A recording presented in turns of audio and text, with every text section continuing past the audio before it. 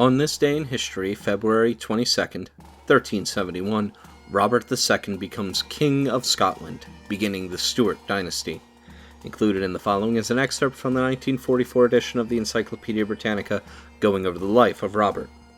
Robert II, born 1316, died 1390, called the Stuart, a son of Walter, the Stuart of Scotland, died 1326, and Marjorie, died 1316, daughter of King Robert the Bruce, was born on March 2nd, 1316.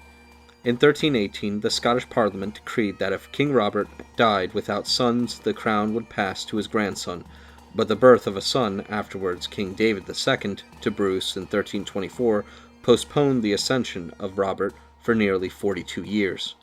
Soon after the infant David became king in 1329, the Stuart began to take a prominent part in the affairs of Scotland. He was one of the leaders of the Scottish army at the Battle of Halidon Hill in July 1333, and together with John Randolph, 3rd Earl of Moray, died 1346, was chosen co-regent of Scotland, while David sought safety in France. The colleagues soon quarreled.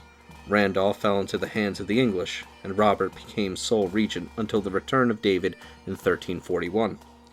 The Stuart escaped from the Battle of Neville's Cross in 1346, and was again regent while the king was a captive in England. Soon after this event, some friction arose between Robert and his royal uncle. Accused, probably without truth, of desertion at Neville's Cross, the Stuart, as heir apparent, was chagrined by David's recognition of Edward III as his successor. In 1363 he rose in rebellion, and after having made his submission was seized and imprisoned together with his 3 sons, being only released a short time before David's death in February 1371. By the terms of the decree of 1318, Robert now succeeded to the throne, and was crowned at Sconce in March 1371. His reign was unimportant.